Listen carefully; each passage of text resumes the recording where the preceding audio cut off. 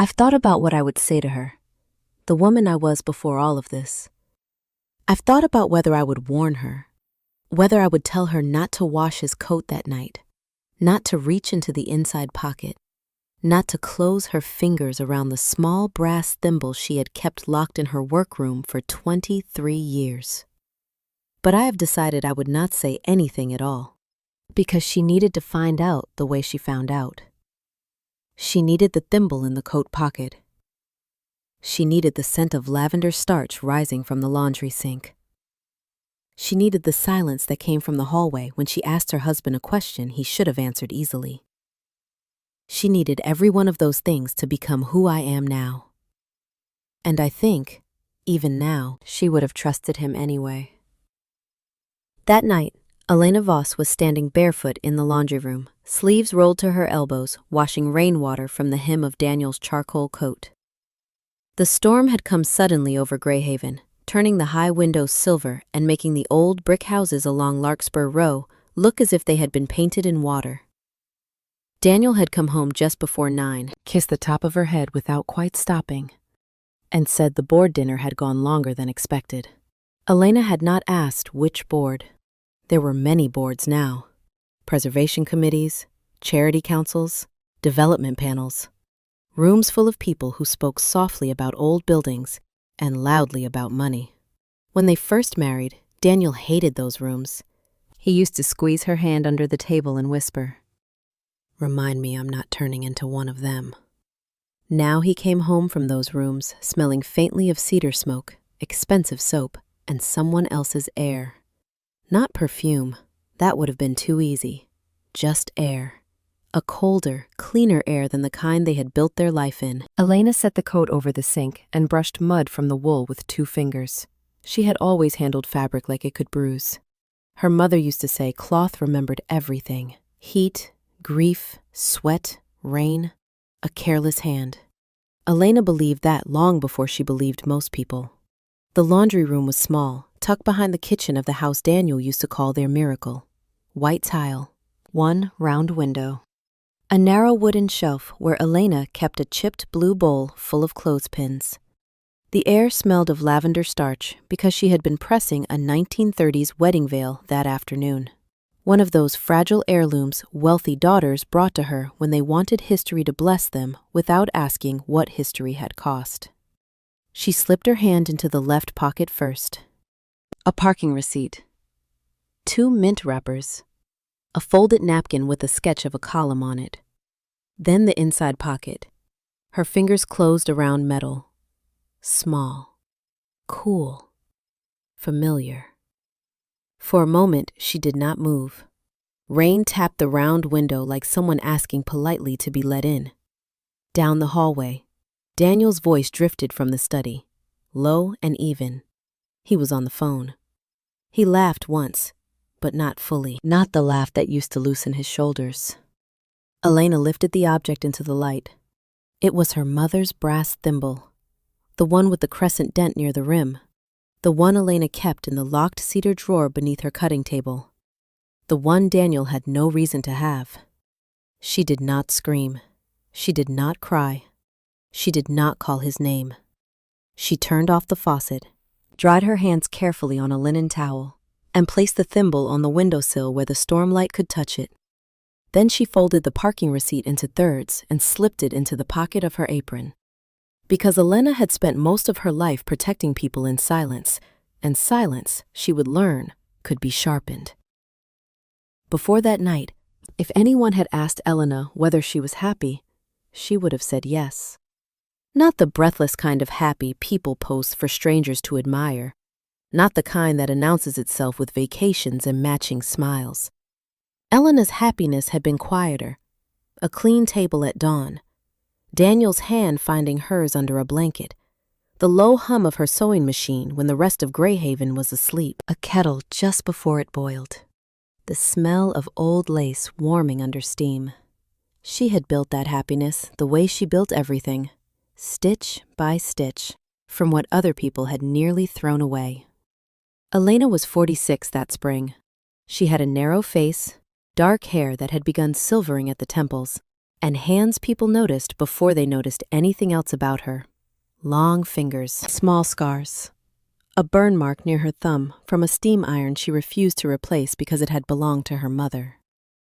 Her shop, the White Room, sat on the first floor of an old laundry building near the river.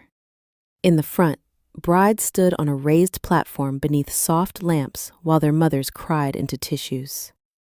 In the back, Elena restored gowns that had outlived wars, divorces, bankruptcies, and women whose names had been folded into tissue paper and forgotten. Every dress came with a story. Most people wanted the pretty part saved. Elena saved the whole thing. A coffee stain under the train, a torn cuff from a bride gripping a carriage door too hard, the faint yellowing at the bodice where a woman had sweated through fear, joy, or both. Elena could look at a gown and know where it had been loved, where it had been lied in, where it had survived being packed away by hands that trembled. Daniel used to say that was why he loved her.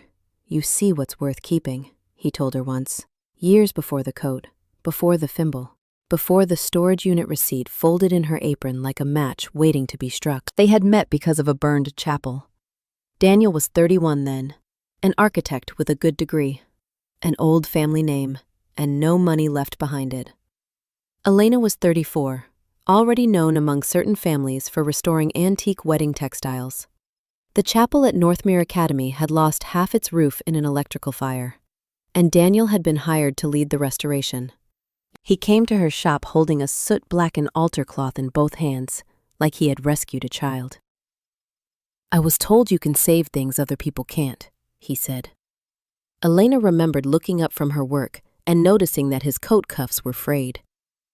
Not dirty, not careless. Frayed in the way proud people let expensive things decay because replacing them would admit something they could not say out loud. She took the altar cloth from him. "I can try," she said. "You don't promise." "Not before I know what the fabric is willing to give back." Daniel smiled at that. Slowly, as if she had spoken a language he had been waiting to hear. In the beginning, he was gentle, because gentleness cost him nothing. He was ambitious, yes, but his ambition had a kind of hunger Elena understood. He wanted to be taken seriously in rooms that had invited his surname but not his reality. He wanted to build something beautiful enough that no one would ask what he owed. Elena knew about owing. She had been raised above a dry cleaner by a mother who repaired other women's celebration clothes while wearing the same 2 dresses for years. Her father left when she was 9. Her mother never spoke badly of him. That silence had become Elena's first inheritance. The second inheritance was the brass thimble. The third was a cedar archive box full of fitting notes, fabric samples, and old client cards written in her mother's small, precise handwriting. Some daughters inherit jewelry. Elena inherited evidence that love had always needed alterations. By the time she married Daniel, she had already learned that love was not what people said under chandeliers. Love was what you did afterward, when no one applauded. So when Daniel's first independent proposal failed, Elena stayed up for 3 nights redrawing the interior textile plan because his investor wanted heritage warmth and Daniel had no idea how to make new money feel old. She did not sign her name. When his father's creditors resurfaced and threatened the small office Daniel had opened, Elena quietly used the emergency account her mother had built, 1 hem at a time. She did not tell him until the papers were already settled. When Daniel's mother, Lydia, looked at Elena across Sunday dinner and said, "Some women marry up so gracefully one almost forgets they did," Elena smiled and passed the salt. Daniel apologized in the car afterward. Elena squeezed his hand. "It's all right," she said. She believed that was love, not because it did not hurt, because she could carry the hurt without making him carry it too. That was the woman she was. That was the woman I still ache for sometimes. The next morning after the thimble, Elena woke before Daniel. She always did, even on Sundays. Her body had been trained by years of work and worry to rise before anyone needed anything. The bedroom was blue with early rain light. Daniel slept on his side facing away from her, one hand beneath the pillow, his hair cut shorter than he used to wear it. On his nightstand sat a glass of water, his watch, and his phone turned face down. Elena looked at the phone for 6 full seconds. Then she got out of bed. She did not touch it. That mattered later. At the time, it felt like restraint. Later, it became proof. In the kitchen, she set water to boil and opened the apron pocket where she had placed the parking receipt. The paper had softened overnight from the damp air. She unfolded it on the table and smoothed it with the side of her hand. Rivergate Storage. Entry time, 7:42 p.m. Unit Corridor C. Vehicle plate, DLV-214. Daniel's plate. She stared at the words until the kettle screamed. Daniel came in while she was pouring tea. He had dressed for the day in a white shirt and navy trousers, though it was Sunday, and they had nowhere to be until lunch with his mother. He kissed her cheek. Morning. Morning. He took the mug she offered. Their fingers did not touch. That was the first thing she noticed. The second was that he looked at the laundry room door before he looked at her. Did you sleep? He asked. A little. Storm kept me up. You were on the phone. He sipped his tea. Too soon. It must have burned his tongue. But he did not react. Maris, he said. Elena looked down at her mug. Maris Calder. There had been a time when that name entered their house like an honored guest. Maris was the chair of the Greyhaven Heritage Trust, a woman with silver hair, sharp shoulders, and a voice that made requests sound like civic duty. She had taken an interest in Daniel 5 years earlier, when his restoration of the old ferry terminal drew attention from families with foundations named after dead men. She introduced him to donors. She put him on panels. She told magazines he was the rare architect who understood memory. Elena had laughed when she read that, not because it was false, because memory was the part Elena had given him. On a Sunday night, Elena asked, She's anxious about the North Glass vote. The one you said was finished. It is. Mostly. Mostly was a word Daniel used when he wanted a door left unlocked. Elena opened the tin of tea leaves and closed it again. The scent of bergamot rose between them. Did you go to Rivergate yesterday? Daniel's hand tightened around the mug. Only a little. Only enough that anyone else might have missed it. Rivergate, the storage place near the bridge. No, the lie came so quickly that Elena almost admired it. Almost. She turned toward the sink and rinsed the spoon. You sure? He laughed then, lightly, reasonably, like a man being accused of forgetting the grocery store. Elena, why would I go to Rivergate? She watched water slide over silver. I don't know. When she turned back, Daniel was looking at her with concern arranged carefully on his face. Is something wrong? She could have placed the thimble on the counter then. She could have opened her palm and forced the night into daylight. She could have asked him why a piece of her mother had been in his coat. Instead, she dried the spoon. No, she said. Nothing. That was the first move. Not his lie. Her choice not to challenge it. Patience. In Elena's hands had always looked like kindness. Daniel did not know yet that those two things were not the same. Lunch with Lydia Voss took place every second Sunday at the Brindle House, a private dining room above the museum district where the windows faced the old courthouse and the linen napkins were folded like birds too proud to fly. Lydia was 74, narrow, elegant, and preserved by money she no longer had, but still knew how to perform. She wore pearls even when drinking coffee alone. Her hair was white in a way that looked expensive. Every sentence she spoke had two meanings, and she trusted Elena to hear both. Elena, she said as they arrived, kissing the air near Elena's cheek. You look tired. Daniel pulled out Elena's chair. She's been working too hard. I imagine one does, in trade. Elena sat. Restoration, she said softly. Lydia smiled. Of course. Daniel looked at the menu as if it had insulted him. Years earlier, Elena would have felt his discomfort like a draft and rushed to close it. She would have changed the subject, praised Lydia's brooch, asked after the garden, made the table safe again.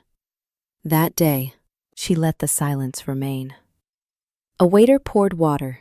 Silverware clicked somewhere across the room. Lydia glanced between them. "Have you chosen fabrics for the North Glass presentation?" she asked Daniel. Daniel straightened.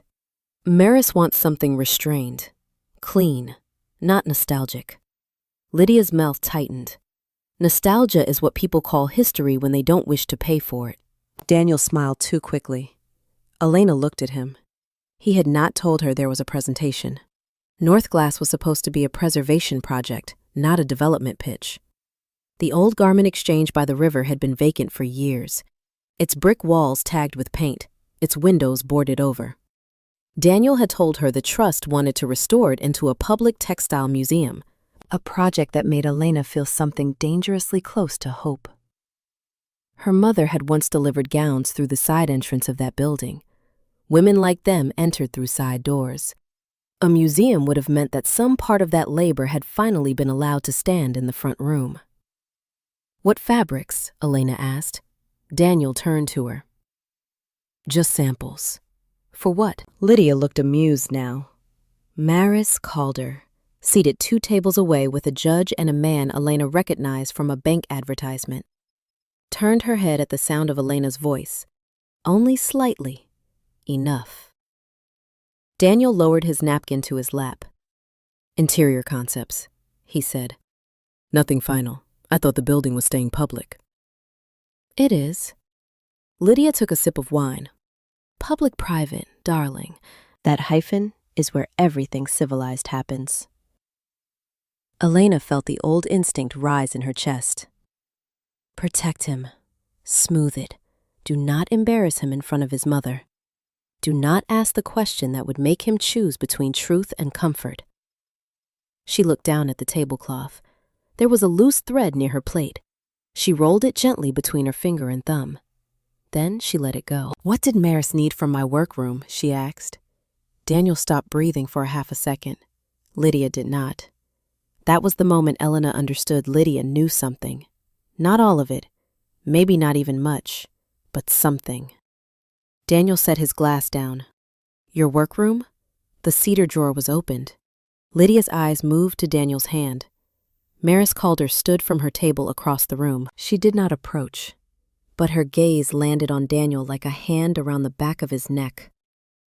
Daniel's voice became very calm. "Elena, maybe we shouldn't do this here." "Do what?" she wanted to ask. "Tell the truth." Instead, she smiled. "You're right," she said. And because Lydia was watching, because Maris was watching, because Daniel was suddenly pale beneath his careful tan, Elena reached for his hand. She held it in front of everyone, gently. Loving wife, loyal wife, silent wife. His fingers were cold. At the time, he must have thought she was forgiving him. That is one of the terrible advantages of being underestimated. People keep mistaking your discipline for surrender. The first thing Elena did when they got home was not search Daniel's phone. It was not open his drawers or follow him or call a lawyer. She went to her workroom. The workroom sat at the back of the white room, behind a pair of sliding doors painted the color of cream. It had 3 cutting tables, 2 dress forms, a wall of thread arranged by shade, and a long cedar cabinet her mother had bought second-hand in 1989, with money saved from hemming prom dresses. Elena unlocked the bottom drawer. The brass thimble's place was empty. She had known it would be. Seeing the empty circle in the velvet tray still struck her strangely, like looking at a missing tooth in a familiar smile. Beside the tray were the ledgers, 12 of them, dark green covers, cream labels, dates written by her mother at first, then by Elena after she took over the work. People thought the ledgers were about dresses, measurements, fabric sources, alteration histories, seam allowances. They were, but they were also about people. Not gossip, never that. Elena's mother had believed that fitting a wedding gown was a form of confession. Women spoke when they were half-pinned and unable to escape their own reflection. Mothers whispered, sisters warned, brides cried, Sometimes someone asked for a pocket sewn secretly into a gown. Sometimes a stain needed to be hidden before a ceremony. Sometimes a bride came in with bruises and insisted she had fallen. Sometimes a woman asked for her grandmother's dress to be altered for a wedding everyone else said she had no right to have. Elena's mother wrote down what mattered because cloth returned, families returned, lies returned wearing different faces. The ledgers had saved people more than once, quietly. A daughter warned before marrying into a violent family. A widow given proof that a supposedly lost heirloom had been sold by the uncle who managed her estate. A young woman reunited with a letter her mother had hidden in a gown lining 30 years earlier. Daniel knew the ledgers existed. He did not know what was in all of them. At least, Elena had believed that. She lifted the top ledger and opened to the ribbon marker. A page had been photographed, not torn, not visibly disturbed. But Elena knew paper. She knew pressure. The left edge of the page curved differently, as if someone had held it open too firmly with a thumb. She turned to the next ledger, then the next. 5 pages across 3 books had been handled, all from the same year, 1997. The year Maris Calder married into the Calder Foundation. The year Elena's mother wrote one note in red pencil, then covered it with a strip of repair tissue. Elena stood alone in the workroom, listening to rainwater drip from the alley gutter outside. For the first time since she found the thimble, her hands shook. Not because Daniel had lied, because she had begun to understand that his lie was standing in front of something older. She photographed the disturbed pages. Then she placed the books back exactly as they had been, closed the drawer, and locked it. After that, she did something her mother had taught her when Elena was 12 and a woman arrived at midnight with a torn sleeve and a story she kept changing. Elena made a second record, not a copy, a record of the record. She wrote down the time, the date, the missing thimble, the receipt, Daniel's denial, Lydia's glance, Maris standing across the dining room, the disturbed pages. The year 1997, she wrote in a small notebook with a black cover. Then she placed the notebook inside the lining of an unfinished wedding cape belonging to a bride named Sophie Klein, who would not pick it up for another 3 weeks. If Daniel searched her workroom again, he would look for ledgers. He would not look inside a bride's future. That evening, Daniel brought home flowers, white tulips. Elena was at the kitchen table, repairing a bead from a 1950s gown. The tulips appeared beside her elbow, wrapped in brown paper and tied with twine. "I know I've been distracted," he said. She looked up. His face was soft. That was the cruel part. There had always been softness in him, even in the worst of what came later. Daniel rarely looked like a man doing harm. He looked like a man hoping harm would understand his reasons and spare him responsibility. "They're beautiful," Elena said. He sat across from her. "Maris has been difficult lately." Elena threaded her needle. "How difficult?" He ran a hand over his jaw. "You know how she is. Everything is urgent. Everything is legacy. And my workroom." There it was. A bead slipped from Elena's fingers and rolled across the table. Daniel caught it before it fell. A small kindness, a small theft of gravity. "She asked to see a ledger," he said. Elena said nothing. Daniel placed the bead beside her needle. "For the museum proposal. You told her about the ledgers? She already knew your mother kept records." "How?" He looked toward the window. "Elena." One word. Tired. Pleading. Familiar. For years. That tone had been enough. It said, "Please do not make me feel small. Please do not ask me to stand where I have failed. Please protect me from the consequences of what I avoided." Elena had answered that tone with loyalty so many times that her body nearly did it without permission. But the thimble sat upstairs in a small envelope beneath her socks, so she waited. Daniel sighed. Maris believes there may be historical details relevant to the garment exchange. Historical details, yes, from my mother's private ledgers. They're not private if they concern public heritage. The sentence did not sound like Daniel. That was what hurt, not the argument. Not even the entitlement. The fact that someone else had placed those words in his mouth and he had accepted the fit. Elena set down the needle. Did you take my thimble? His eyes flickered. There are many kinds of silence. There is the silence of not hearing, the silence of choosing not to answer, the silence of guilt. And there is a fourth kind, rarer and colder, the silence of a person calculating whether your pain will become evidence. Daniel's silence was the fourth kind. I borrowed it, he said, for what I needed to open the drawer. You have a key. The lock stuck. The lock does not stick. He leaned back, and there, for the first time, Elena saw irritation move through him faster than shame. Do we really need to interrogate this? She almost smiled. Interrogate. A word for police rooms, for criminals, for people unreasonable enough to ask why their dead mother's things were taken from a locked drawer. No, she said. We don't. Relief crossed his face before he could hide it. That was confirmation. A person telling the truth does not look relieved when you stop asking for it. The second confirmation came from Sophie Klein. Sophie was 28, kind, anxious, and engaged to a man whose family owned half of the restaurants along the Eastern Pier. She came into the White Room on Tuesday afternoon with her mother, her future mother-in-law, and a face that had learned to apologize before speaking. Elena fitted her in a silk gown from the 1940s, adjusting the shoulder seam while the two older women discussed flowers with the intensity of diplomats negotiating borders. When Elena stepped behind Sophie to pin the waist, Sophie whispered, Mrs. Voss.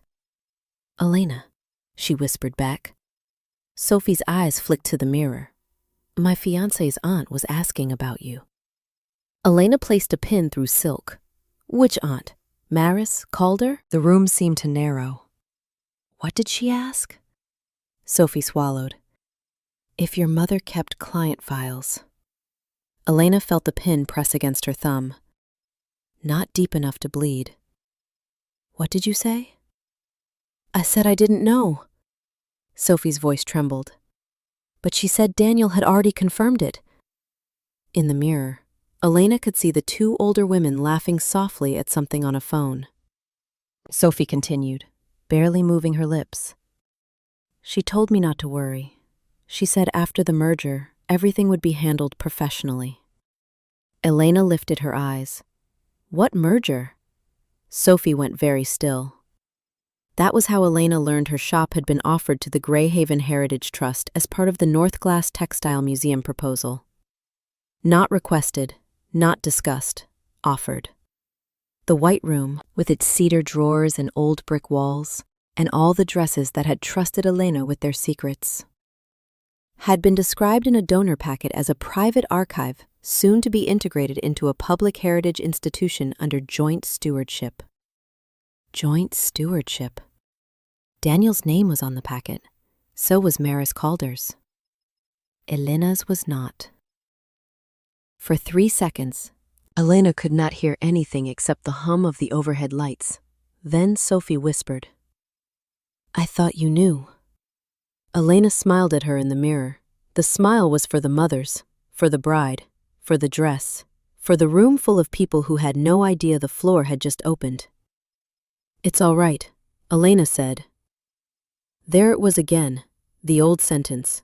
Only this time, she heard it differently. It had never meant things were all right. It had meant she was willing to make them appear that way. She finished the fitting.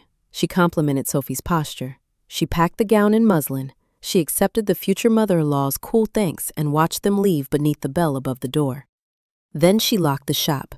In the back room, she searched the public planning database. Daniel had taught her once, during a winter when they still shared everything, how to find permit filings before reporters did. She had teased him for making bureaucracy sound romantic. He had said, everything leaves a record if you know where it was required to pass through. He was right.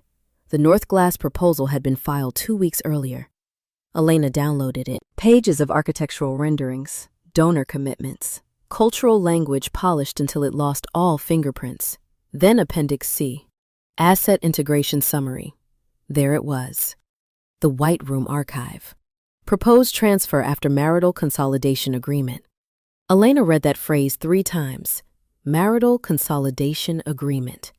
She had not signed anything by that name, but on page 47, beneath a block of legal text, was her signature. Or something meant to be her signature.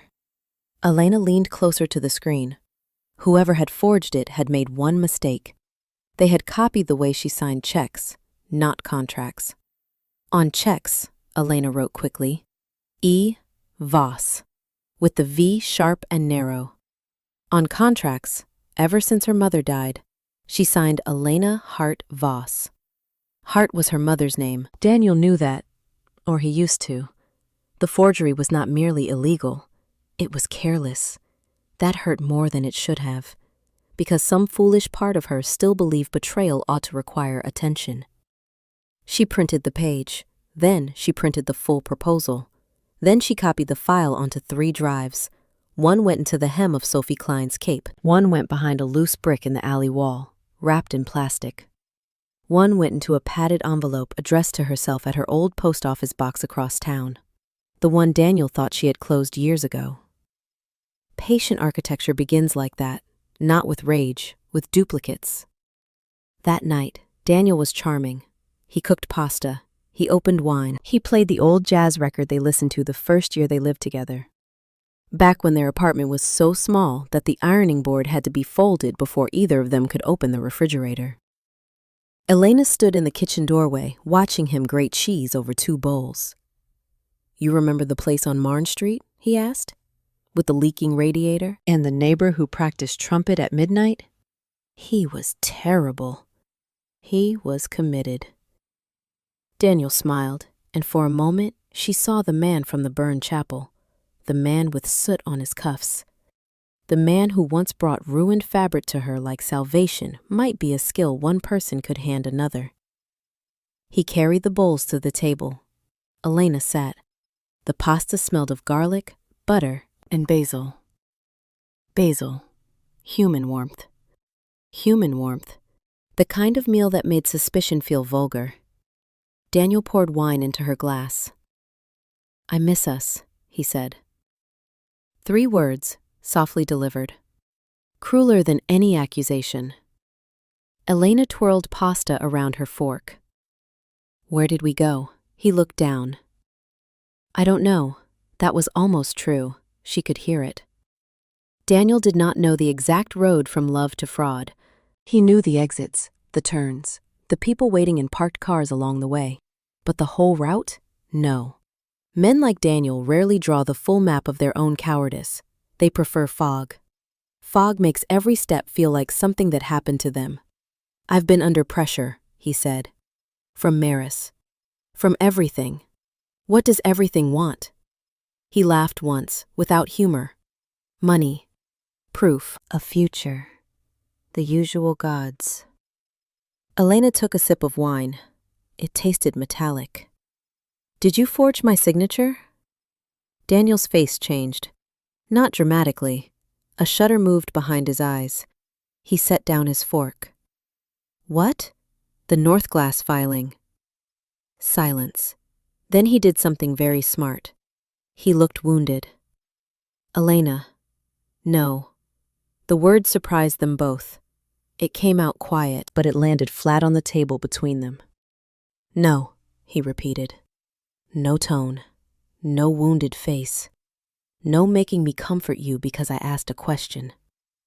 For a moment, he stared at her as if she had spoken in a voice he did not recognize. Then he pushed his chair back.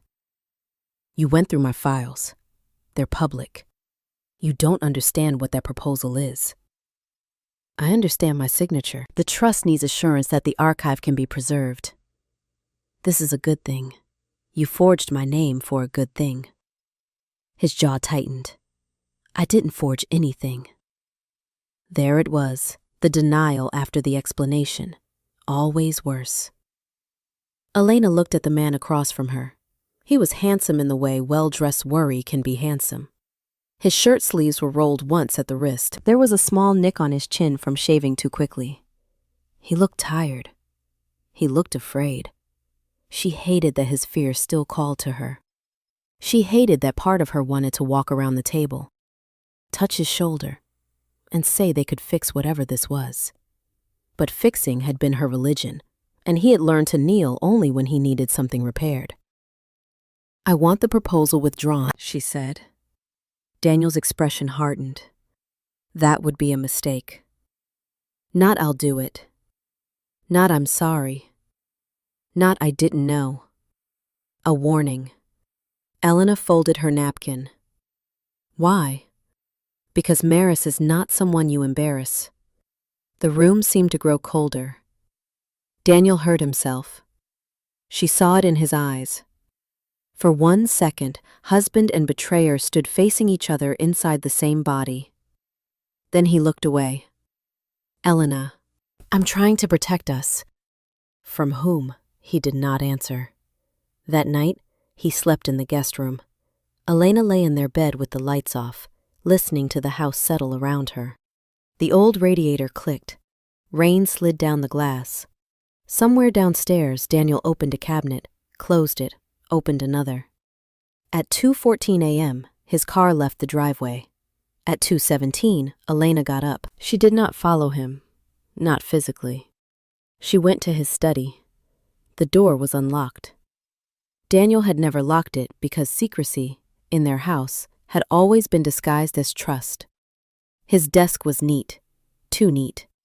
A tray of sharpened pencils, 2 stacks of paper aligned with the edge, a framed photo from their 10th anniversary, Elena laughing at something outside the frame, while Daniel looked at her instead of the camera. She turned the photo face down. Then she opened the bottom drawer. Inside were old project files, a box of business cards, 3 charging cords, and a folder labeled insurance. The label was wrong. Elena knew Daniel's labels. Insurance would have been typed. This was handwritten in block letters. Inside were invoices from a private medical consultant. Not for Daniel. For Elena. The first invoice was dated 6 months earlier. Assessment preparation. Behavioral documentation. Spousal concern file. Elena sat down slowly. There were printed emails beneath the invoices. Daniel to a doctor. Halden Merritt. My wife has become increasingly paranoid about her work materials. She keeps extensive private records and refuses to consider institutional preservation. She has a history of anxiety following her mother's death. No diagnosis, but I worry about cognitive fixation. Elena read the words without blinking. Cognitive fixation. The phrase had no blood in it. That made it worse. Violence could arrive in polished language and sit politely in a folder.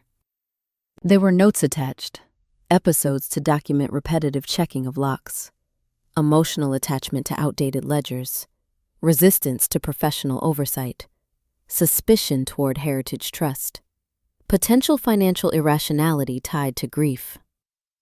Elena looked toward the hallway. Daniel had noticed the locks. For years. After her mother died. Elena checked the cedar drawer twice before leaving the workroom. Not because she distrusted him. Because the ledgers were private, and privacy had been her mother's last dignity. Daniel used to wait by the door and tease gently. "Second check for luck," she would say. "Second check for ghosts." He had kissed her forehead once and said, "Then I'll wait with them." Now the habit had become evidence. That was when something inside Elena went very still. Not numb, still. There is a difference. Numbness cannot act. Stillness can. She photographed every page, every invoice, every email. She placed everything back exactly where it had been. Then she saw the envelope. It had slipped behind the drawer, caught between wood and rail. She might have missed it if she had been less patient. The envelope was cream, thick and unsealed.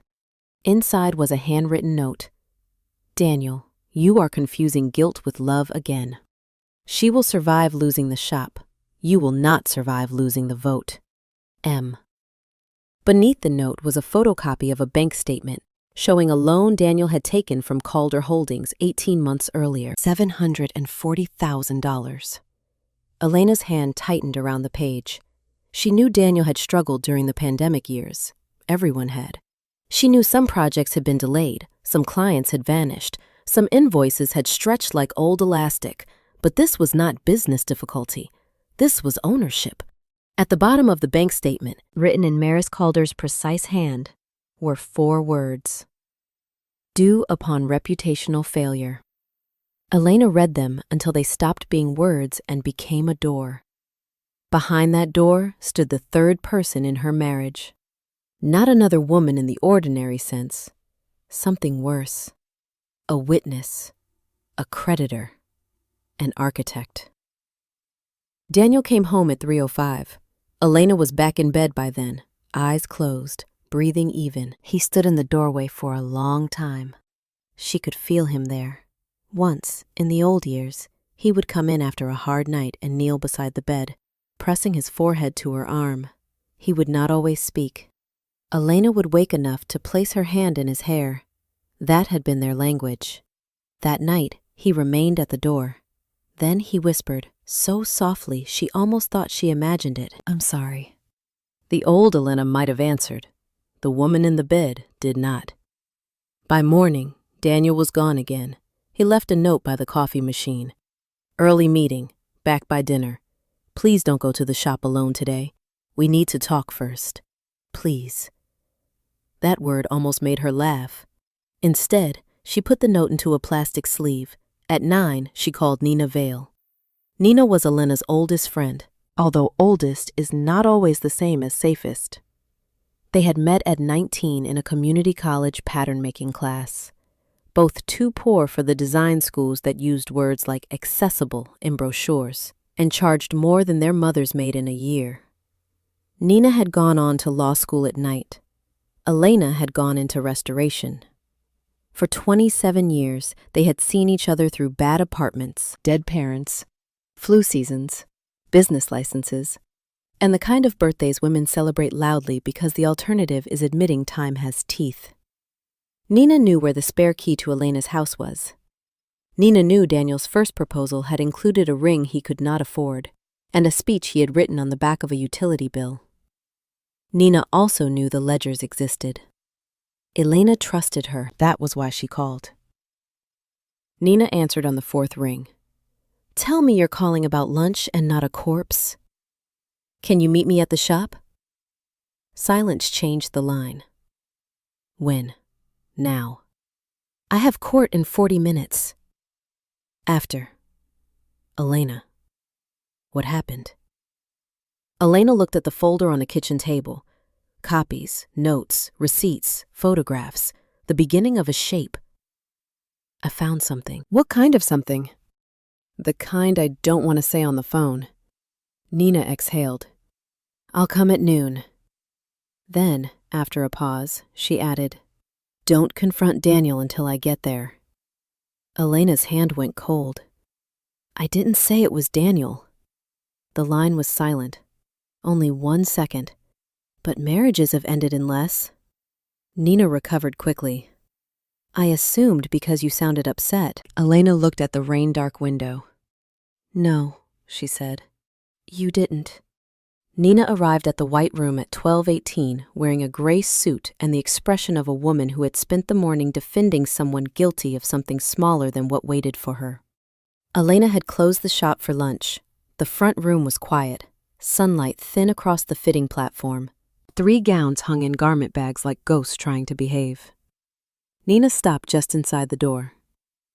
"You're scaring me." "Good," Elena said. She had laid the evidence on the cutting table in the back room. "Not everything. Enough. The Rivergate receipt, the forged signature, the medical consultant emails, Maris's note, the loan statement." Nina read without speaking. Her face changed by degrees. First concern, then anger, then something Elena did not want to recognize. Shame. Elena stood across from her. How long have you known? Nina looked up. Known what, Nina? The name did more than the accusation. Nina removed her glasses and rubbed the bridge of her nose. I knew about the loan. Elena felt the floor tilt. When? Last year.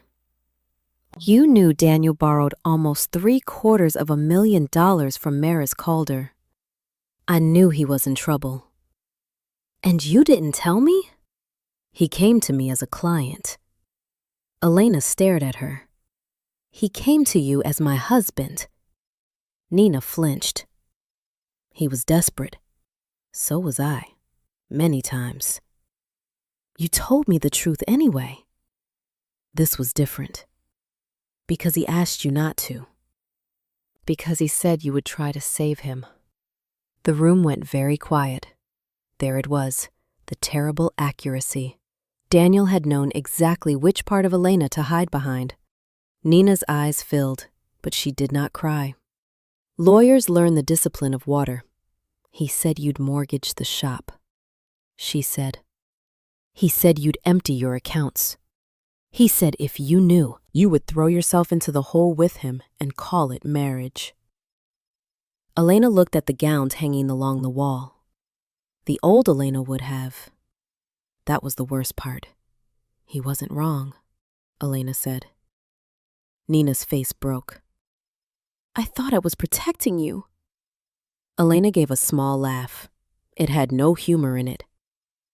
Everyone is protecting me. Nina reached for her hand. Elena stepped back. The movement hurt them both. What did you do for him? Elena asked. Nina swallowed. I reviewed the loan terms. I told him not to sign. But he did? Yes. And after Nina looked down at the table, he asked about marital asset exposure. Elena closed her eyes. There are betrayals that arrive as knives. Others arrive as paperwork. What did you tell him? I told him your premarital business assets were protected, unless you voluntarily transferred or merged them. The words moved through Elena slowly. Marital consolidation agreement, joint stewardship, medical concern file, a signature copied from a check. Elena opened her eyes. So he needed me to look unstable enough that someone could argue I wasn't managing the archive rationally. Then he needed a forged transfer to look like my idea. Nina covered her mouth. I didn't know that part. I believe you. Nina looked relieved. Elena let her have relief for exactly 1 second. But you knew enough. That was the trust twist. Not that Nina had betrayed her with malice. Malice would have been simpler. Nina had betrayed her with a familiar kind of love. The kind that decides what truth another person can bear. For years. Elena had done the same to Daniel. That recognition did not soften the wound. It made it deeper. Nina sat down on the stool beside the cutting table. What are you going to do? Elena gathered the documents into a folder. I'm going to let him believe I don't know enough yet. No, Elena, this is serious. I know. You need an injunction.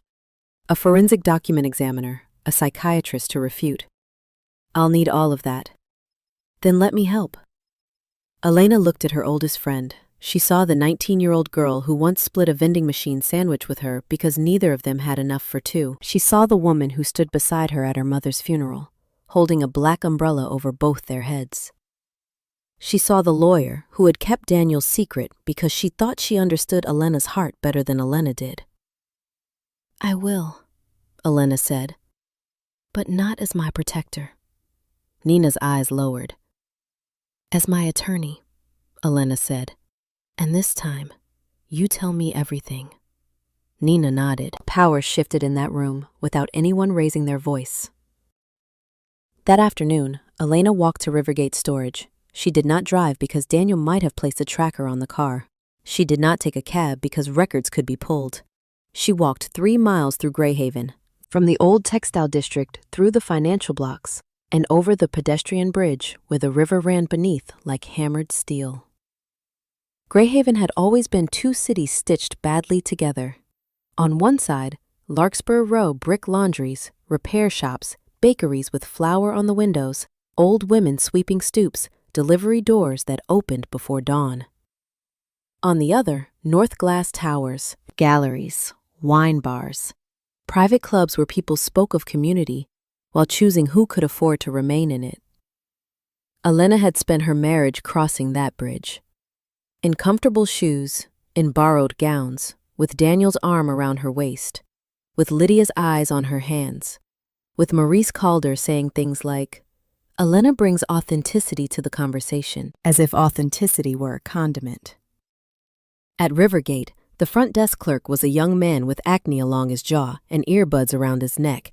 His name tag said Toby. Elena smiled the way she smiled at nervous brides. "Hi, Toby. My husband rented a unit here yesterday. He left something of mine inside. Name Daniel Voss." Toby typed, "I can't let you into a unit unless you're listed." "Of course." She placed the parking receipt on the counter. "I'm not asking you to violate policy. I just need to know whether I'm in the right place before I ask him to come down." Toby looked at the receipt, then at her. Some people underestimate kindness because they confuse it with softness. Others, especially those who have spent years being scolded by strangers, recognize it as a rare weather and step into it without thinking. He lowered his voice. "Unit C118. But you're not listed. Is anyone else?" He hesitated. "I really can't."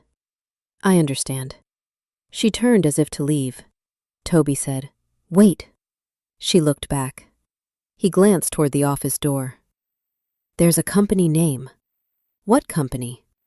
"Calder Cultural Holdings." Elena nodded slowly. "Thank you. And Mrs. Voss?" "Yes." Toby leaned closer. "There was a woman here yesterday, silver hair. She told your husband the climate control logs better be clean this time." "This time?" He looked frightened now. "I don't know. I just heard it." Elena gave him a card from the White Room. "If anyone asks, we never spoke." He took it with both hands. Outside, the rain had stopped, but the air still smelled wet. Elena stood beneath the storage facility awning and watched trucks move along the river road. Climate control logs. This time. She walked around the side of the building where the loading bays faced a chain-link fence. Unit corridors were visible through small, wired glass windows. She could not see C118, but she saw a security camera above the bay door, angled toward the entry keypad. A record. Everything leaves a record if you know where it was required to pass through. Daniel had taught her that. So she began to use what he had given her against what he had become. Over the next 10 days, Elena did not confront Daniel again. She made coffee, she answered brides, she pressed lace. She sat across from him at dinner and listened while he talked about donor anxieties, municipal timelines, Lydia's blood pressure, the stubborn leak above the guest room. At night, he sometimes reached for her in bed. Not sexually, not even affectionately, like a man touching a wall in the dark to find the shape of a room he no longer recognized. Elena let his hand rest against her back. She did not move closer. She did not move away. That, too, was information. Daniel became careful, then tender, then irritable that tenderness did not purchase confession. One Thursday morning, he stood in the kitchen watching her pack invoices into her leather satchel. "You're very calm," he said. Elena closed the buckle. "Would you prefer I weren't?" His mouth tightened. "I'd prefer to know what you're thinking." "No, you wouldn't." The honesty startled him. "Elena." She looked at him then. He was standing in a shaft of pale light, barefoot, hair damp from the shower, wedding ring shining on his hand. For one piercing moment, she loved him so much she could hardly breathe. Love does not vanish just because truth arrives. Sometimes it remains, sitting quietly beside the evidence, making everything heavier. Daniel stepped toward her. "I have made mistakes. Yes, I'm trying to fix them." "For whom?" He stopped. "For us." She shook her head once. "Try again." His face hardened. "You don't know what Maris is capable of." "No," Elena said, "but I'm learning." Fear flashed across his face. Not fear for her, fear of what she had already learned. That distinction became one more stitch. Nina worked quickly. By the second week, she had found a forensic document examiner willing to review the signature privately. She had also confirmed that no legally valid transfer of the White Room archive existed. The filed document was vulnerable, but not useless. In the hands of a friendly board, a vague medical concern, and a rushed vote, it could create enough confusion to move assets before court stopped it. Maris did not need the law to be right forever. She needed it to be slow for 2 weeks. The North Glass vote was scheduled for May 18th. Elena circled the date on her wall calendar with a pencil. Then she began removing the true ledgers. Not all at once, that would be noticed. 2 ledgers went to a fireproof deposit box under Nina's name. One went to Father Bellamy at the old St. Anselm Rectory. Not because Elena was religious, but because her mother had once repaired altar linens there, and the old priest owed her a favor that had aged into devotion. 3 went to a retired court reporter named June Arlen, whose wedding dress Elena had restored after June's divorce because, as June said, "I paid for the damn thing, and I refused to let him haunt the beadwork." 2 remained in the cedar drawer. 4 decoys replaced the others. The decoys were real ledgers in the sense that they contained notes about hems, fabric, and appointments.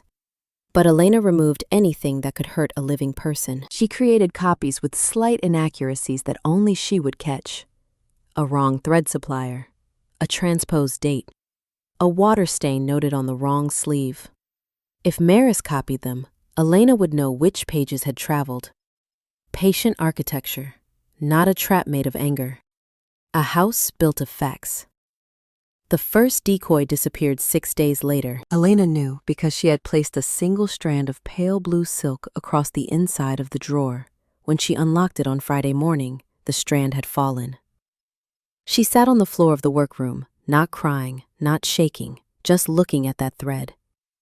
Then she laughed once, softly, sadly. Daniel had used the key, not forced, not broken, used. Access freely given years ago for emergencies, for trust, for love. She picked up the blue thread and taped it into her black notebook. Evidence can be beautiful. That is not a mercy. That night, Daniel came home with a cut on his lower lip. He said he had bitten it. Elena did not ask. He moved through the kitchen restlessly, opening drawers, closing them, drinking water, not finishing it. His phone rang twice. He declined both calls. On the 3rd ring, he answered. "Elena's here," he said. Then he listened. His face drained of color. "I said I'm handling it." A pause. "No, don't come to the house." Another pause. His eyes flicked toward Elena. "I understand." He hung up. "Maris." Elena asked. He rubbed both hands over his face.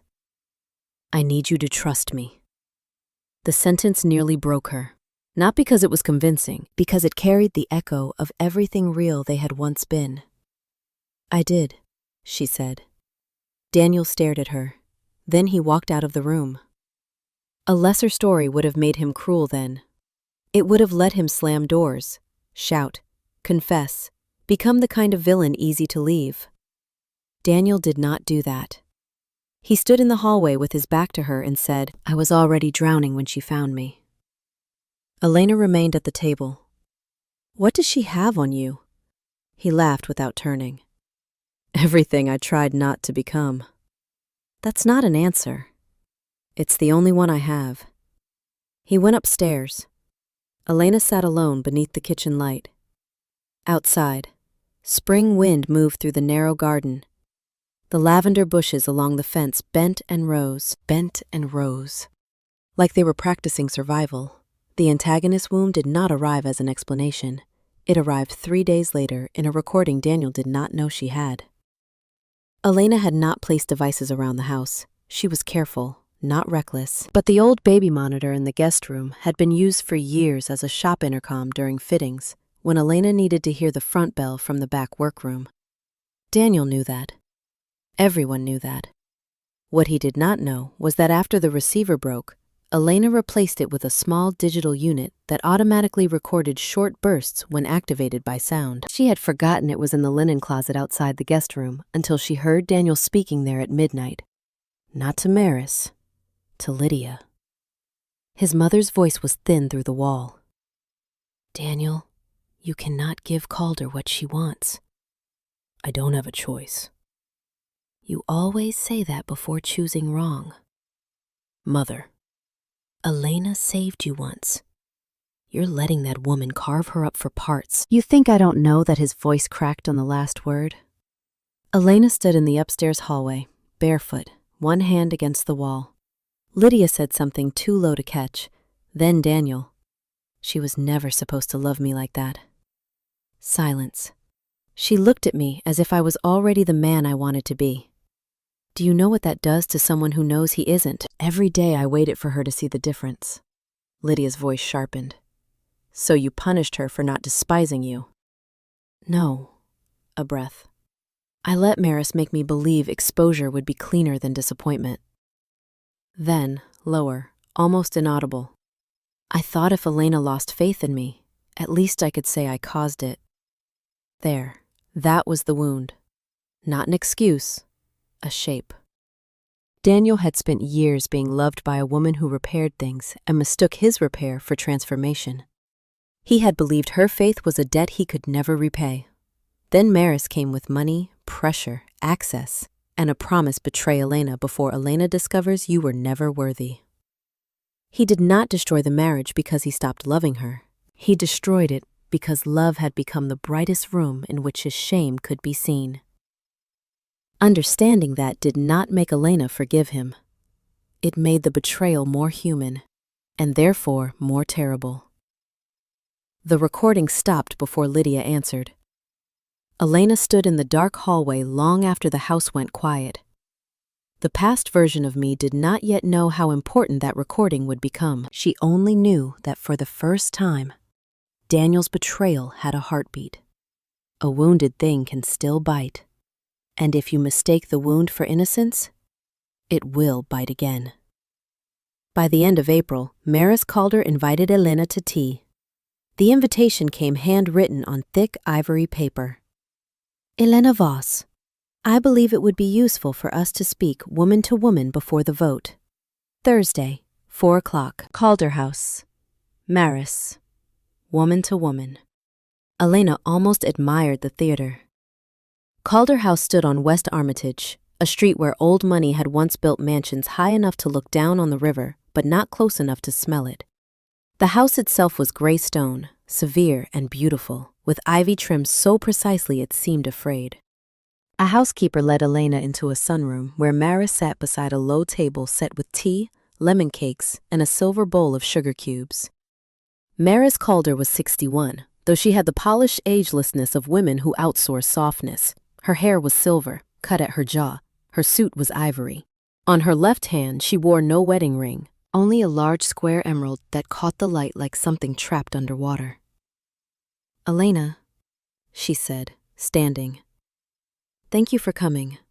I was curious. Maris smiled. Curiosity is useful. In moderation. Elena sat. The tea smelled of jasmine. Too sweet. Under it lingered the waxy scent of polished wood and old flowers. Maris poured without asking how Elena took it. That was the first insult. Daniel worries about you, Maris said. That seems popular lately. A small pause. Maris placed the teapot down. You are clearly an intelligent woman, so I'll speak plainly. Please. The White Room is valuable, but not as a shop. Shops die, archives remain. Under the trust, your mother's work could be preserved beyond you. My mother's work is preserved by me, for now. Elena looked at the lemon cake on her plate, untouched. Maris leaned back. I know this feels personal. It is personal. That is the problem. There it was, the world according to Maris Calder. Personal things were unreliable until someone powerful renamed them cultural assets. "You built your life around service," Maris said. "That is admirable, but service often creates attachment. Attachment creates resistance. And resistance can look unstable to boards responsible for public good." Elena smiled faintly. "Did you practice that?" Maris's eyes cooled. "You should not confuse restraint with fear." I was about to say the same thing. For the first time, Maris stopped performing hospitality. "Good," Elena thought. "There you are." Maris picked up her cup. "Daniel is in debt. Deeply. If the North Glass vote fails, his firm collapses. Your home is exposed. His reputation is finished. Yours becomes collateral damage. And if I cooperate, you become founding curator of a textile archive in your mother's name. You keep dignity. Daniel survives. The city gains something beautiful." "What do you gain?" Maris sipped her tea. "The satisfaction of completing a project decades overdue." "No." Maris lowered the cup. "You gain control of the 1997 ledger pages." Nothing in her face moved. That was how Elena knew she had struck bone. "I don't know what Daniel told you," Maris said. "He didn't tell me enough. He rarely does." The contempt was subtle, but it was there. Elena noticed because she had heard versions of it from Lydia for years. Women like Maris could praise useful men in public and despise their weakness in private. "Why those pages?" Elena asked. Maris smiled again. "I invited you here to offer a graceful path." "Graceful for whom?" "For everyone. No, grace is what powerful people request after arranging the injury." Maris set the cup down with a small click. "Be very careful, Elena." There it was, the line every dangerous person eventually reveals. Not rage, not volume, a polite instruction to shrink. Elena reached into her handbag and removed a folded envelope. Maris watched it. Inside was a copy of One Decoy Page, 1997, a fitting note for Cecily Calder, Maris's late sister-in-law, whose wedding gown had been altered 2 days before the ceremony. Elena placed it on the table. Maris did not touch it. "This is not the page you want," Elena said. Maris's gaze lifted. No. The silence became clean and sharp. Elena stood. "Thank you for the tea, Elena." She paused at the door. Maris's voice was softer now. "You think kindness will protect you because it has made people underestimate you. But eventually, every soft thing is pressed hard enough to reveal its shape." Elena turned back. "That's true," she said. "You should be careful what shape mine has." She left Calder House with her pulse steady and her gloves damp inside her palms. In the taxi home, she opened her phone. There was a message from Daniel. "Where are you?" Then another. "Please don't meet Maris alone." Then a third, sent 2 minutes later. "Elena, I'm begging you." She looked out at the city passing in streaks of gray, gold, and rain-washed glass. Begging had come late, but it had come. The false ending arrived on May 6th. Elena was served at the shop. A man in a navy coat entered just after opening, while she was steaming a veil for a bride whose wedding had already been postponed twice. The bell rang. Elena came out smiling. The man asked her name, handed her a packet, and left with the practiced blankness of someone paid not to absorb the weather he brings. Petition for Emergency Protective Review of Cultural Assets. Daniel Voss and Greyhaven Heritage Trust, petitioning for temporary administrative control of the White Room Archive, pending review of preservation status and mental fitness concerns. Mental fitness.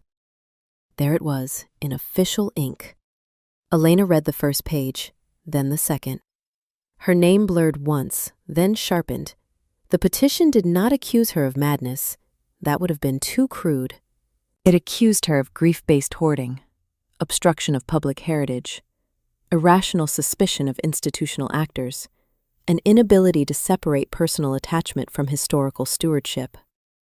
Every behavior listed had roots in love: checking locks, keeping ledgers, refusing to release private client histories, maintaining control over her mother's materials, protecting people who had trusted her. The false belief of her life had been turned against her. Love does not need to be witnessed. Silence is enough. Now silence had become absence. Absence had become weakness. Weakness had become a legal argument. Sophie Klein arrived 20 minutes later for a final fitting and found Elena standing motionless behind the counter. "Are you all right?" Sophie asked. Elena looked up. For the first time in decades, she almost said yes when it was not true. Then she looked at the young woman in the half-finished future Elena had hidden evidence inside. "No," Elena said, "but your dress is safe." Sophie's face changed. Not fear, recognition. "Is this about Mrs. Calder?" Elena folded the legal packet closed. Why, Sophie stepped inside and lowered her voice. "My fiancé told me Mara said the shop would be closed soon." Elena's chest tightened. Last night, before the petition was served, Maris had known the outcome before the process began. Of course she had. That afternoon, the Heritage Trust issued a statement expressing concern for the long-term preservation of private textile materials connected to Greyhaven's cultural memory. No one named Elena cruelly. No one had to. The statement was written with such mournful respect that readers could supply the tragedy themselves. By evening, 2 donors had paused restoration work.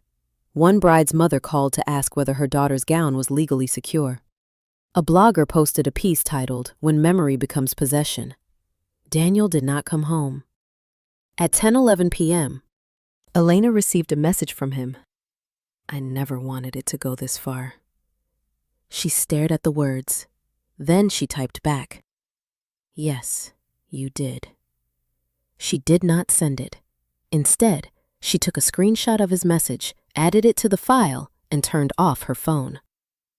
False endings do not feel dramatic when you are inside them. They feel administrative. A packet, a statement, a locked account, a friend saying, "Don't read the comments." A husband absent from the house he helped endanger. A life reduced to language that sounds reasonable to people who were not there when it was built. The next morning, Elena opened the white room as usual. That was not bravery, it was strategy. If she closed, Maris could say instability. If she cried in front of clients, Daniel could say distress. If she shouted, the petition would gain a pulse. So Elena steamed veils, she pinned hems, she answered calls calmly. She offered tea. She recorded every cancellation and every strange question. At noon, Lydia Voss arrived. She had never visited the shop alone before. Elena saw her through the front window, standing on the sidewalk beneath a black umbrella, though it was not raining. Lydia looked smaller outside her dining rooms in old houses. Her pearls sat at her throat like a habit she could not afford to stop wearing. Elena opened the door. "Lydia, I won't stay long." That would be a first. Lydia's mouth twitched, almost a smile.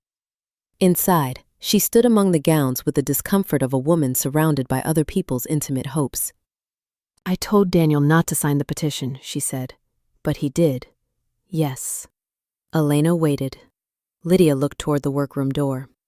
When Daniel was a boy, his father taught him that debt was a private weather. You carried it indoors. You never let neighbors see the roof leaking. Elena said nothing. By the time Daniel was 17, everything was gone except the name. His father still made him wear a dinner jacket to charity events while collection notices came to the house. "I know some of that." "No," Lydia said. "You know the version Daniel survived telling." Elena folded her hands.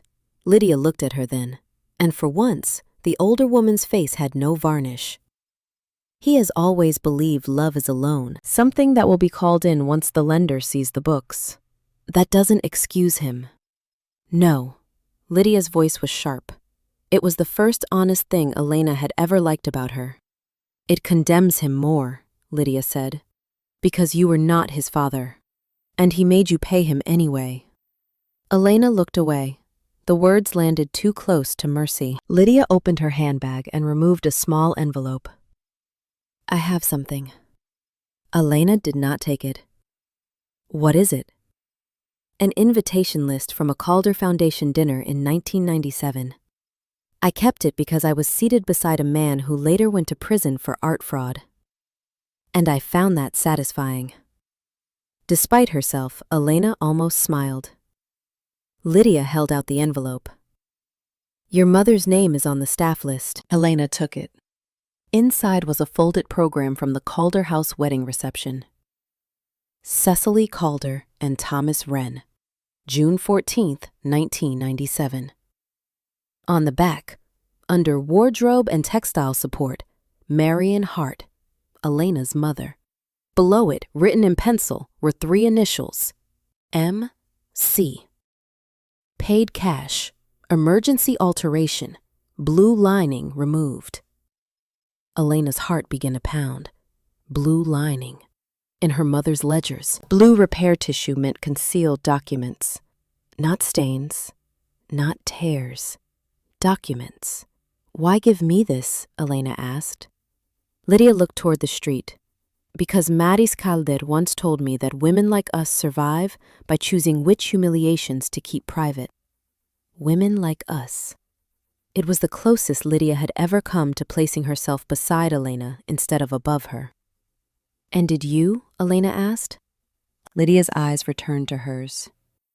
No, I kept the program. Then she left. That was the reframe. Until then. Elena had believed Maris wanted the ledger to control the archive, the museum, perhaps a secret from an old marriage. But the blue lining changed everything. Her mother had removed something from a wedding gown in 1997. Something Maris had paid cash to hide. Something still referenced in a ledger page Maris needed destroyed before Northglass became public and archival records could be examined. That night, Elena went to St. Anselm. Father Bellamy was 82, stooped, and smelled faintly of dust and peppermint. He led her into the sacristy, where old vestments hung behind glass, and the air held the cold sweetness of stone buildings that had outlived everyone's certainty. I wondered when you'd come, he said. Elena looked at him sharply. My mother. He nodded. Marion asked me once if the church could keep something sealed. What?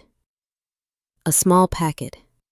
She said if anything happened to her before you were ready, I should wait until you asked the right question.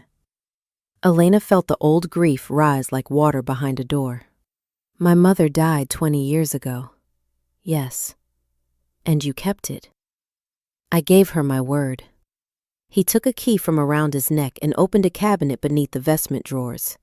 Inside was a metal cash box. The packet within was wrapped in muslin and tied with blue thread. Elena knew the knot, her mother's. She sat on a wooden chair because her legs had become unreliable. Father Bellamy placed the packet in her lap and stepped back. Elena untied the thread. Inside was a strip of blue silk lining, brittle with age, a folded letter, and a photograph. The photograph showed a younger Maris Calder standing behind a bride in a half-fitted gown. Not Cecily. Another woman. Her face was turned away, but her hand rested over the bodice as if protecting something beneath it. On the back, in Marion Hart's handwriting, not Cecily's fitting, night before wedding, M.C. insisted no record. Elena unfolded the letter. It was not from Maris. It was from Thomas Wren, the man Cecily Calder had married, addressed to a woman named Isabel. I cannot stop the wedding without destroying you. Maris has the adoption file. She knows the child is mine. She says if I refuse Cecily, she will give it to the Calders and they will bury you in court. I am sorry. I am a coward. Elena read it twice, then a third time. Father Bellamy sat across from her. What does it mean? He asked quietly. Elena looked at the photograph again. Maris had not hidden an affair for romance. She had used an adoption file to force a marriage alliance, secure Calder money, and bury a woman named Isabel and her child. But why did that matter now? Then Elena saw the name written faintly at the bottom of the blue silk strip. Isabel Rowan. Rowan.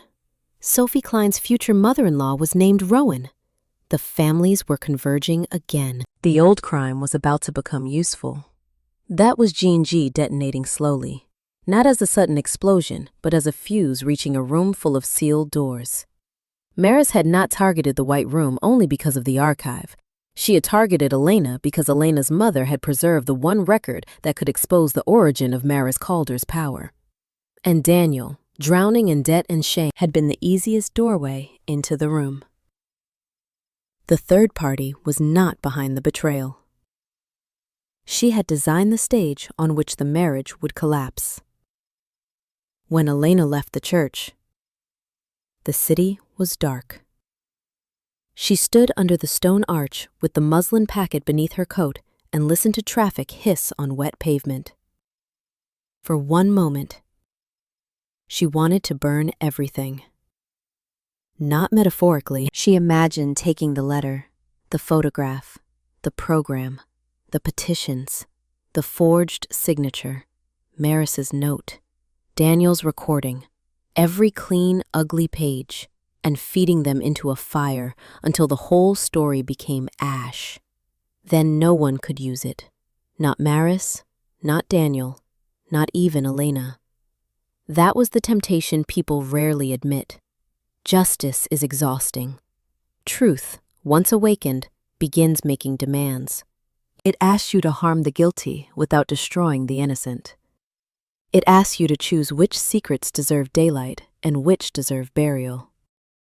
It asks you to become the kind of person who can hold a blade without enjoying its shine. Elena went home. Daniel was waiting in the kitchen. He looked as though he had not slept. His shirt was wrinkled. His eyes were red. On the table between them lay a copy of the petition. "I withdrew my support," he said. Elena closed the door. "When?" "An hour ago." "Why? Maris sent me the final board packet. There was a psychiatric affidavit I never approved." "But you approved the concern file." He flinched. "Yes." "And the forged agreement." He looked down. "I didn't sign your name." Elena's breath stopped. Who did Daniel did not answer. Daniel. He closed his eyes. Maris. The room seemed to shift, not because it surprised her, but because confirmation has its own gravity. "You gave her the sample." "Yes." "My checks?" "Yes." "My ledgers?" His face broke. "Yes." Elena set her handbag on the counter. "Why now?" Daniel laughed, a terrible small sound. "Because she was going to use Sophie." Elena stilled. "What do you mean?" "The Rowan family. There's an old file. Maris said if you didn't cooperate, she would leak enough to stop the wedding and blame your archive. She said no one would ever trust you again." Elena thought of Sophie standing on the fitting platform, apologizing with her eyes for taking up space. The personal cost arrived in full then. If Elena exposed Maris carelessly, Sophie's wedding, family, and history could become shrapnel. If Elena stayed silent, the White Room, her mother's work, and her own name could be stripped from her. Daniel stepped toward her. "I can help fix this." "No, I have evidence. You had a conscience. You negotiated with it, Elena." "No." The second no was different from the first. The first had surprised them. This one did not. Daniel stopped. Tears filled his eyes. "I loved you." Elena looked at him. "I know." That was not forgiveness. That was worse. It was the refusal to let him hide inside the idea that betrayal had erased every tender thing before it. He had loved her. He had also harmed her. Both truths stood in the kitchen, and neither canceled the other. Daniel wiped his face with the heel of his hand. "She has recordings of me," he said. What kind? Conversations. The loan. Me agreeing to petition. Me saying you were unstable. Elena felt the words enter and settle. Is that why you withdrew? He looked at her then, and she saw the boy Lydia had described. Dinner jacket, empty accounts. A house pretending not to collapse. Yes, he whispered. And no, not enough. I know. He took a small drive from his pocket and placed it on the table. I copied her correspondence. Not all. Enough. Elena did not touch it. Why should I trust this? You shouldn't. There. A true answer. Late. Damaged. Insufficient. But true. Elena picked up the drive with a napkin and placed it in a glass jar. Daniel almost smiled through his exhaustion. Evidence preservation habit.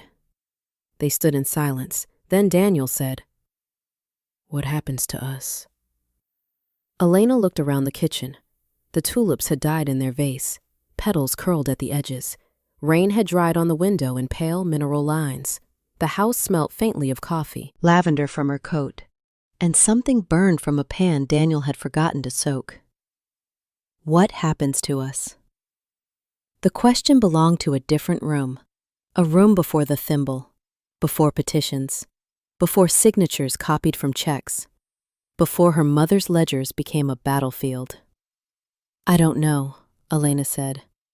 And because he looked relieved by even that small mercy, she added, But you don't get to stand beside me when the truth comes out and call it courage.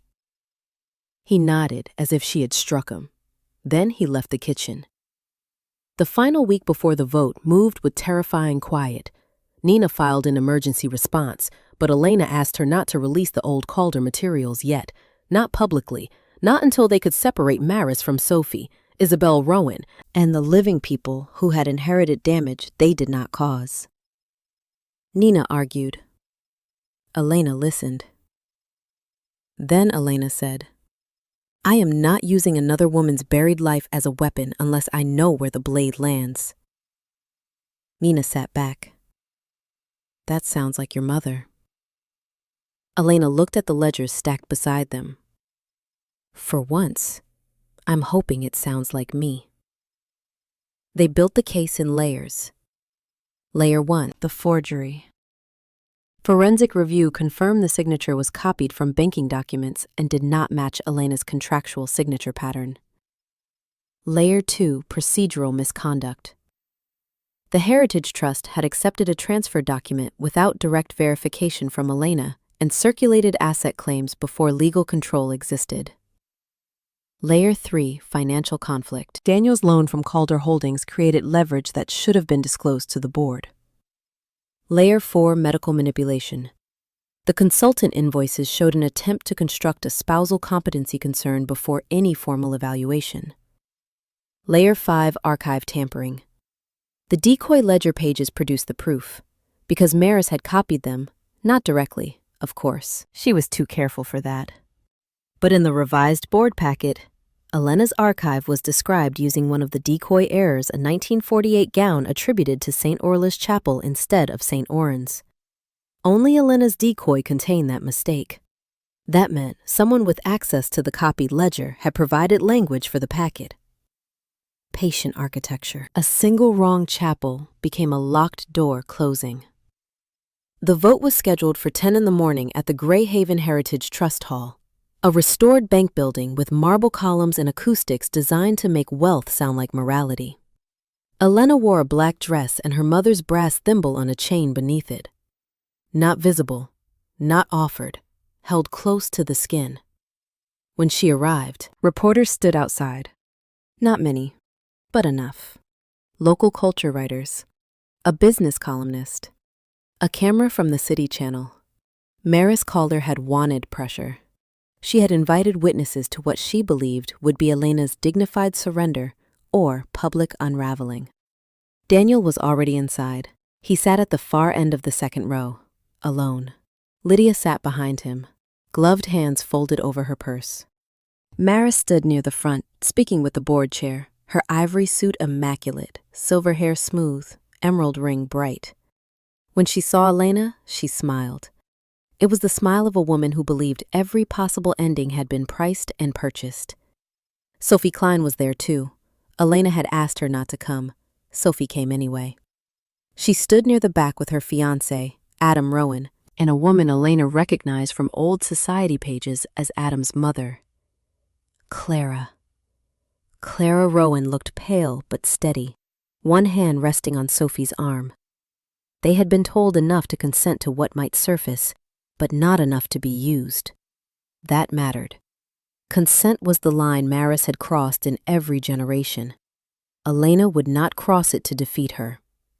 The meeting began with language. Meetings like that always do. Public stewardship, cultural continuity, responsible preservation, private instability expressed as civic concern. Elena listened while strangers discussed her mother's work with the tenderness of thieves handling silver. Then the board chair invited Maris to speak. Maris stood. Greyhaven is a city of memory, she said. But memory cannot remain hostage to individual attachment. We owe the past more than sentiment. We owe it structure. Elena almost laughed. Structure. The favorite word of people building cages. Maris continued. Mrs. Voss has served this community admirably. No one disputes her devotion. But devotion is not governance. And when materials of public significance are at risk due to personal grief, institutions must act with compassion and clarity. Compassion and clarity. Elena touched the thimble beneath her dress. Her mother's dent pressed into her palm. The board chair turned. Mrs. Voss, you may respond. Elena stood. The room quieted in that eager way people quiet when they hope pain will become entertainment. She walked to the front with a folder in her hands. For a moment, she saw herself from outside 46. Dark dress, silver in her hair. No husband beside her. No impressive title after her name. A woman from Larkspur Row, standing before North Glass voices. The old Elena would have tried to earn their gentleness.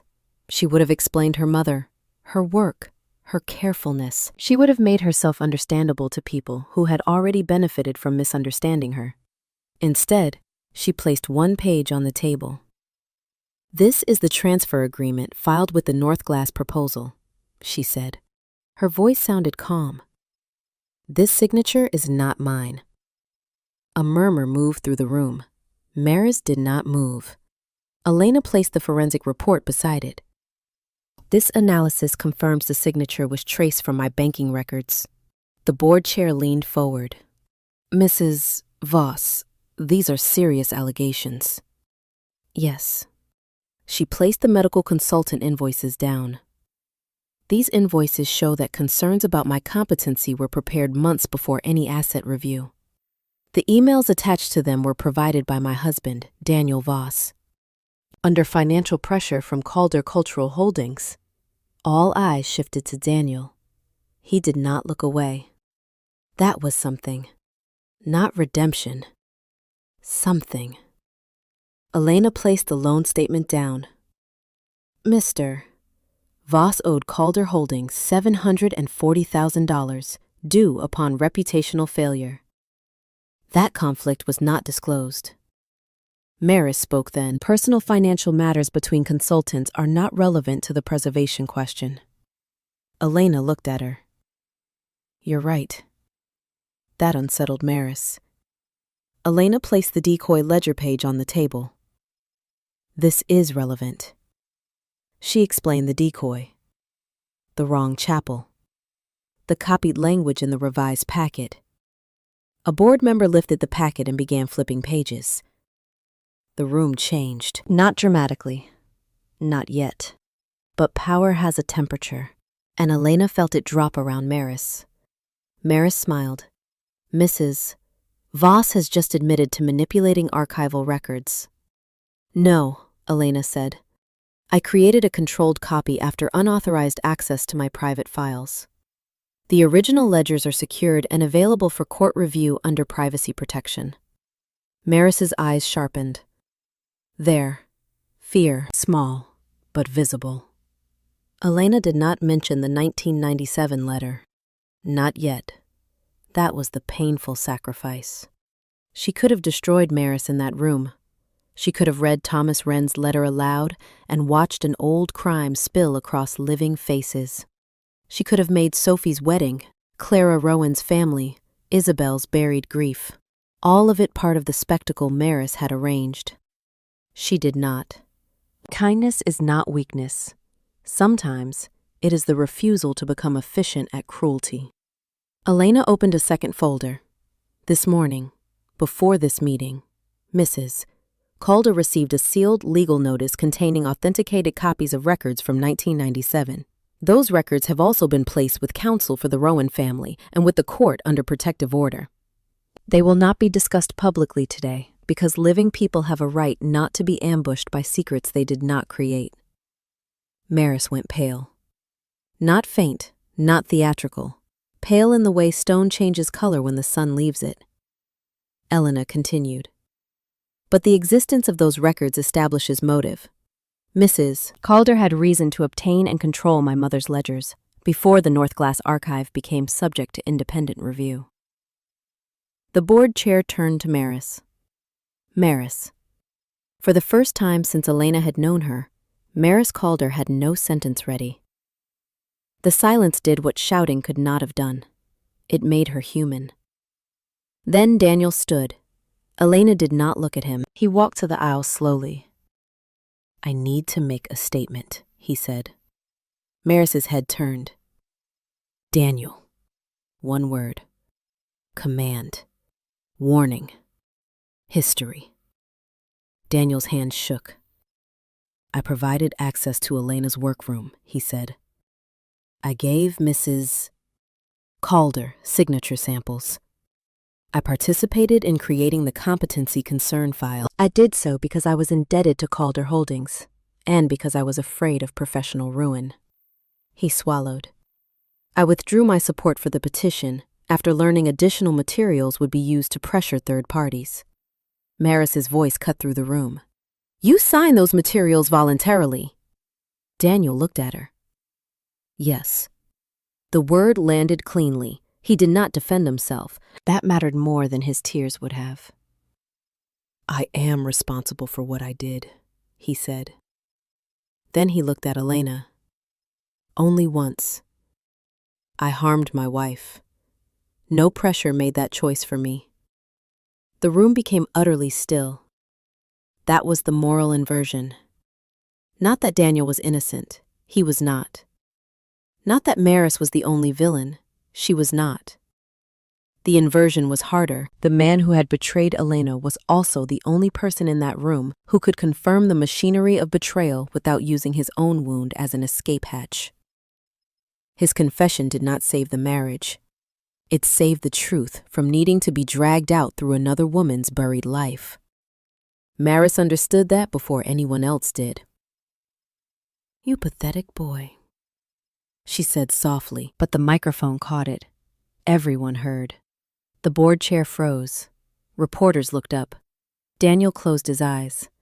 Elena touched the thimble. Lydia, from the second row, said clearly, That will be enough. Maris, and somehow, because she was Lydia Voss, it was. The board suspended the vote. Then the petition. Then Maris Calder's authority. Not all at once. Institutions hate sudden righteousness. They prefer review committees, emergency sessions, temporary removals, carefully worded statements. But by sunset, the North Glass proposal was dead in its current form. Daniel's firm was under investigation, and Maris Calder had resigned from the Heritage Trust pending inquiry into conflict of interest and archival misconduct. The old 1997 records remained sealed for 3 months. When they were finally reviewed in court, they did not become a headline the way Maris feared. They became evidence in a quiet civil proceeding brought by the Rowan family, who had more grace than anyone had a right to ask of them. Isabel Rowan, long dead, was acknowledged in family records. Her child, now grown, chose privacy. Sophie married Adam in a small ceremony without cameras, wearing the restored 1940s gown Elena had finished by hand. The blue lining was replaced with a new one, not to hide anything, to let the dress hold only what belonged to Sophie. Daniel moved out 2 days after the vote. He did not ask Elena to reconsider. Perhaps he knew better. Perhaps he was too ashamed. Perhaps, by then, even he understood that love could not be repaired by the person who had used repair as cover for harm. Their last conversation in the house happened in the laundry room. That surprised Elena. She had expected the kitchen, the bedroom, maybe the front hall with boxes at his feet. Instead, she found him standing by the sink, holding his charcoal coat, the coat from the beginning. It had been cleaned, dried, brushed. Still, a faint watermark remained near the hem.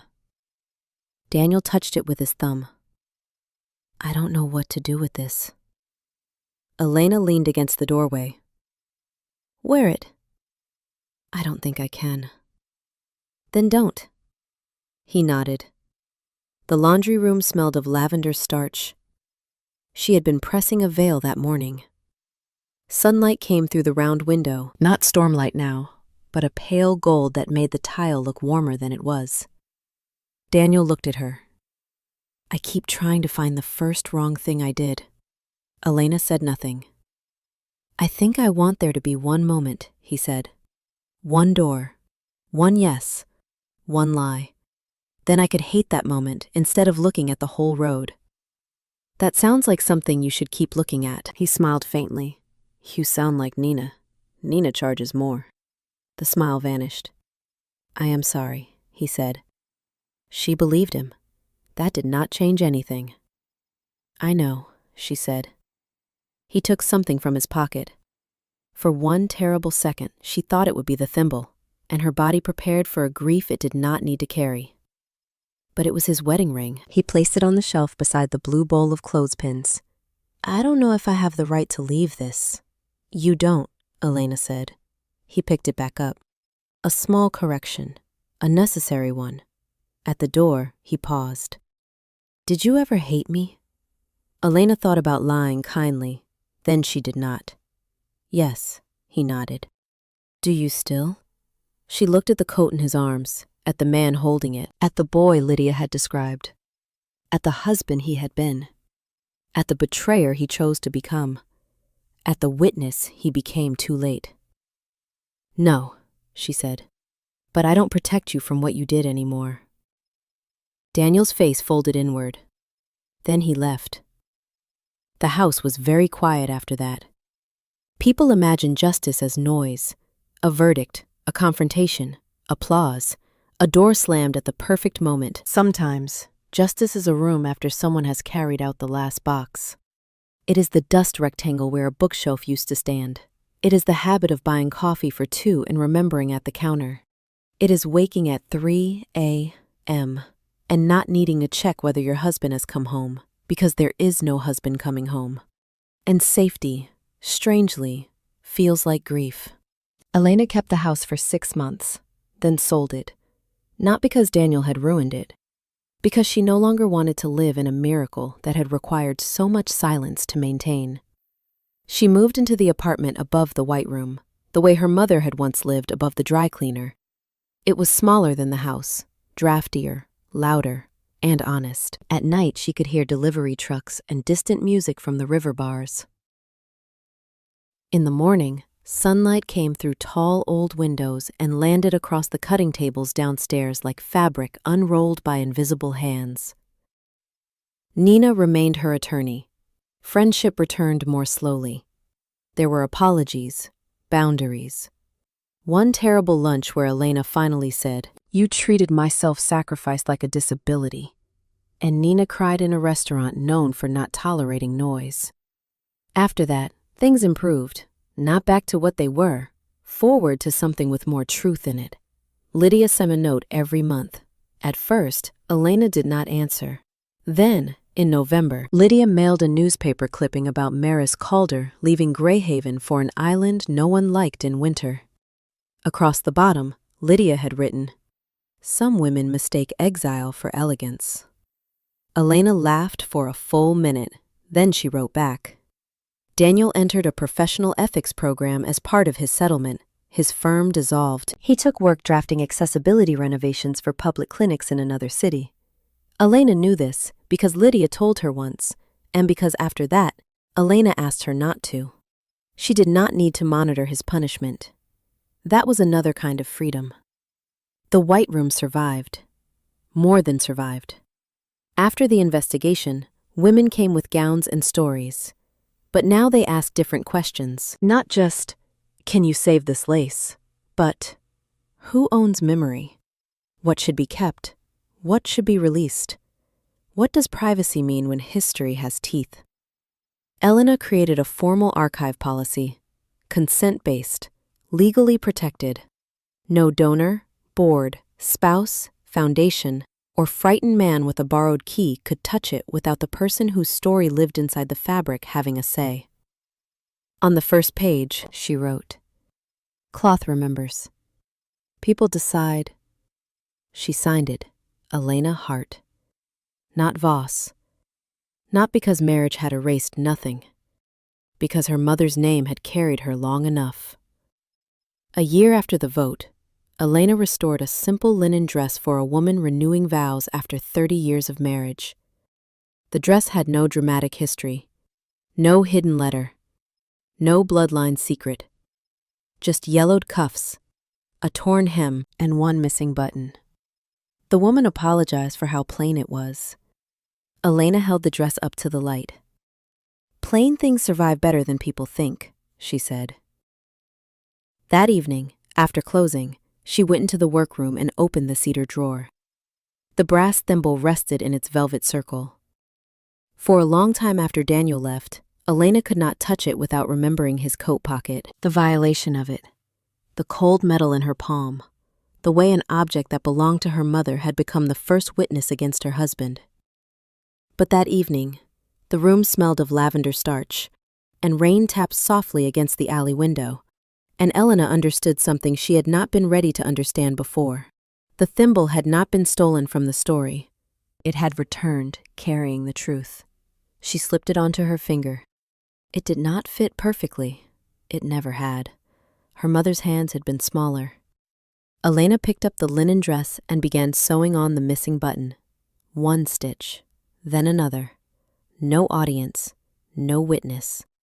But not silence. Not anymore. Because love may not need applause, but it does need truth. And if I could speak to her now, that woman standing barefoot in the laundry room with the thimble in her palm, I still would not warn her. I would only stand beside her. I would let her turn off the water. I would let her fold the receipt. I would let her learn that kindness is not weakness, that patience can have a spine, and that the quietest woman in the room may be the one building the door everyone else will have to walk through. Outside, the rain softened over Greyhaven. Inside, Elena Hart pulled the thread tight, cut it clean, and held the dress up to the light. This has been a work of fiction created for entertainment purposes. Names, characters, businesses, places, and incidents are products of imagination and do not represent any real persons or events.